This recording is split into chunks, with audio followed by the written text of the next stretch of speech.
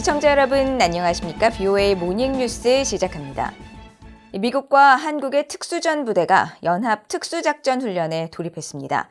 하늘의 전함으로 불리는 미 공군 특수전 항공기도 투입됐는데 일본 방위성은 미한일 탄도미사일 방어훈련 소식도 전하면서 3국 간 협력을 증진할 것이라고 강조했습니다. 박동정 기자가 보도합니다. 미국과 한국의 특수전 부대가 지난달 초 연합특수작전훈련 일명 티크나이프에 돌입해 진행 중이라고 한국합동참모본부가 밝혔습니다. 티크나이프 훈련은 특수부대가 항공 지원을 받아 적진 내부로 침투하는 등의 특수작전을 숙달하는 훈련으로 핵시설을 타격하거나 적 수뇌부를 제거하는 작전이 포함됩니다.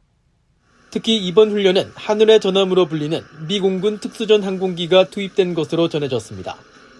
한국합참은 이번 훈련이 이달 중순 예정된 대규모 미한연합훈련인 자유의 방패를 앞두고 적도발의 압도적 응징태세를 보여주기 위한 것이라고 설명했습니다. 탄도미사일 감지와 추적에 특화된 미 공군 정찰기 코브라불도 이를 한반도 주변 상공에서 포착됐습니다. 군용기 위치 정보를 추적하는 트위터 계정인 오셔너 등에 따르면 이 정찰기는 이날 동해 상공에서 일본 남부 후쿠오카 상공으로 비행했습니다. 전 세계 세 대뿐인 미군 특수정찰기인 코브라볼은 먼 거리에서도 탄도미사일 발사 징후를 포착하고 미사일 궤적을 추적할 수 있습니다. 북한의 핵실험을 탐지할 수 있는 미 공군의 최첨단 정찰기 컴뱃센트의 항적도 한반도 주변 일대에서 탐지됐습니다. 미 공군이 단 2대만 보유한 컴뱃센트는 적의 레이더 점퍼와 방공망을 잡아내고 핵실험 시 전자파도 감지할 수 있는 전략 자산입니다. 한편 일본 방위성은 미한일 3국이 최근 실시한 탄도미사일 방어훈련에 대해 이 훈련이 3국 간 협력을 증진했다고 평가했습니다. 일본 방위성 당국자는 VUE의 관련 질의에 이번 훈련은 영내 안보 도전에 대응하기 위한 3국 협력을 증진하고 우리의 공동 안보와 번영을 수호하면서 규칙에 기반한 국제 질서를 강화하겠다는 세 나라의 의지를 보여줬다고 밝혔습니다. 이어 최근 북한의 잇단 탄도미사일 도발 등으로 영내 긴장이 크게 고조되고 있다면서 이런 어려운 환경 속에서 일본과 미한 해군 구축함들이 탄도미사일 정보 공유 훈련을 포함한 다양한 전술 훈련을 했다고 강조했습니다. 앞서 미국 인도태평양 사령부는 지난달 22일 미한일 세 나라가 탄도미사일 방어 훈련을 했다면서 미국 해군 구축함 USS 베리함과 일본 해상자위대 아타고함, 한국 해군 세종대왕함이 참여했다고 밝혔습니다. VOA 뉴스 박동정입니다. 미국이 북한 정권을 대리해 해외에서 외화를 벌어들이는 개인과 기관에 독자 제재를 부과했습니다. 북한의 화성 15형 ICBM 대륙간 탄도미사일을 발사한 지 2주 만인데 미국 재무부는 이와는 별도로 북한에 담배를 판매한 인도 기업에 벌금을 매기면서 북한의 불법 외화벌이 근절 의지를 분명히 했습니다. 국무부는 일본과의 관계 개선 의지를 밝힌 윤석열 한국 대통령의 3.1절 기념사를 적극 지지한다고 밝혔습니다. 함지아 기자가 보도합니다. 미국 재무부가 북한 기관 3곳과 개인 2명에 대한 독자 제재를 단행했습니다. 북한이 지난달 화성 15형 대륙간 탄도미사일 ICBM을 발사한 지 2주일 만입니다. 재무부 해외자산통제실은 1일 보도자료에서 북한 정권이나 조선노동당의 기구 또는 통제 주체인 칠성무역공사와 조선백호무역공사를 제재 대상으로 지정했다고 밝혔습니다. 그러면서 칠성무역공사는 북한 정권을 대리해 외화를 벌고 정보를 수집했으며 정보요원에게 위장 신분을 제공했다고 설명했습니다. 또 조선백호무역공사는 북한인민무력부 소속으로 1980년대부터 중동과 아프리카에서 예술과 건설 프로젝트를 진행하며 북한 정권을 위한 자금을 창출해왔다고 지적했습니다. 이날 제재 명단에는 북한 국적자 황길수와 박화성 그리고 이들이 콩고민주공화국에 설립한 회사 콩고 아콘드도 포함됐습니다. 해외자산통제실은 황길수와 박화성이 콩고민주공화국 지방정부의 건설과 동상 건립 사업을 수주해 수익을 얻었다고 밝혔습니다.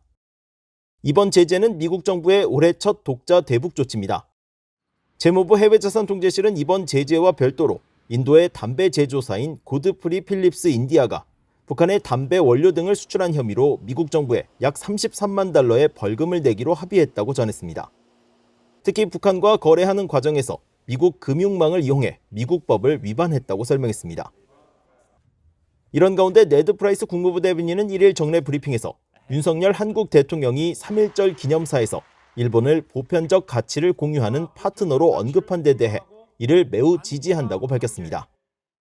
He's articulated a vision for a more cooperative, future-oriented relationship with Japan based on the shared values that those two countries have together.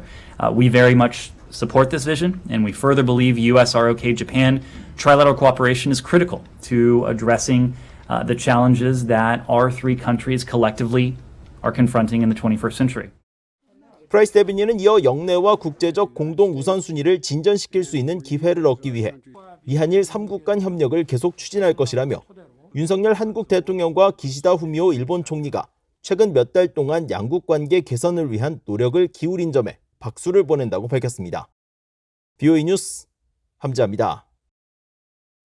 미국 정부가 사이버 공간에서의 위협에 대응하기 위한 새로운 사이버 안보 전략을 발표하고 북한 등 독재 국가들이 미국의 국익을 침범하고 있다고 밝혔습니다. 백악관은 2일 발표한 새 사이버 안보 전략을 통해 북한과 러시아, 중국, 이란 등을 포함한 독재 국가들이 발전된 사이버 능력을 미국의 국익을 침범하는 데 사용하고 있다고 지적하고 사이버 공간에서 규칙과 인권을 무시한 이들의 행동이 미국의 국가 안보를 위협하고 있다고 밝혔습니다. 특히 북한은 사이버 공간에서 악의적 활동을 수행하겠다는 의지를 보이면서 더욱 정교해지고 있다면서 암호화폐 탈취와 랜섬웨어 공격 등을 통해 핵 개발에 사용할 자금을 조달하고 있다고 지적했습니다. 그러면서 북한 등의 역량이 성숙하면 미국과 동맹의 이익에 중대한 영향을 미칠 수 있다면서 이 같은 사이버 안보 위협 대응을 위해 핵심 인프라 부문에서 사이버 보안을 확대해 나갈 방침이라고 밝혔습니다. 북한 풍계리 핵실험장 주변에서 방사능이 누출됐을 가능성이 제기된 것과 관련해 미국의 과학자 단체가 포괄적 핵실험 금지 조약기구 CTBTO의 역할을 거론했습니다. 각국이 핵무기 실험 위해를 존중해야 한다는 점도 강조했습니다. 조상진 기자가 보도합니다. 미국 과학자 단체인 참여과학자 모임 UCS는 1일 방사능 누출 경로에는 여러 요인들이 영향을 미친다고 밝혔습니다. 이 단체의 대변인은 북한 풍계리 핵실험장 인근 지역 주민들이 방사능 오염에 노출됐을 가능성이 제기된 것과 관련해 어떤 우려가 있느냐는 BOA의 서면 질문에 주민들을 위험에 빠뜨릴 수 있는 공기와 지하수를 통한 방사능 누출 가능 경로를 이해하기 위해서는 지하 핵실험장의 지질학적 요인과 건축의 세부적 사항이 매우 중요하다고 밝혔습니다. 이어 문제 해결을 위해 취할 수 있는 조치와 관련해서는 유엔 산하 포괄적 핵실험 금지 조약기구 CTBTO의 역할을 꼽았습니다.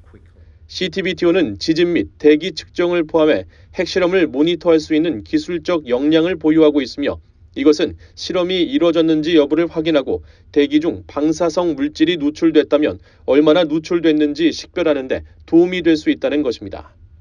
이어 국제사회는 이 같은 역량을 지원하고 보존해야 하며 포괄적 핵실험 금지 조약 CTBT에 서명했지만 비준을 하지 않은 미국 등 각국 정부가 조약을 비준하고 핵무기 실험 유예를 존중하도록 요구해야 한다고 강조했습니다. 오스트리아 빈에 본부를 둔 CTBTO는 유엔이 1996년 모든 종류의 핵실험을 전면적으로 금지하는 포괄적 핵실험 금지 조약 CTBT를 채택하면서 발족한 감시기구입니다. 앞서 한국의 인권조사기록단체 전환기정의 워킹그룹은 지난달 21일 북한 풍계리 핵실험장 방사성 물질의 지하수 오염 위험과 영향 매핑이라는 특별 보고서를 내고 풍계리 핵실험장 인근 지역 주민 수십만 명이 방사성 물질 유출과 지하수를 통한 확산으로 건강 위험에 처해 있다고 밝혔습니다.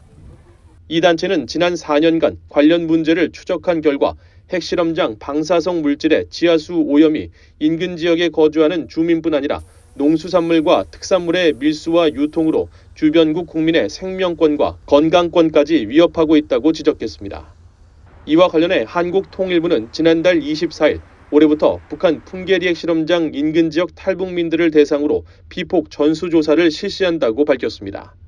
그러면서 한국 정부가 최근 풍계리 핵실험장 주변 방사능 누출 가능성이 제기되는 데 대해 우려를 갖고 지켜보고 있다고 말했습니다.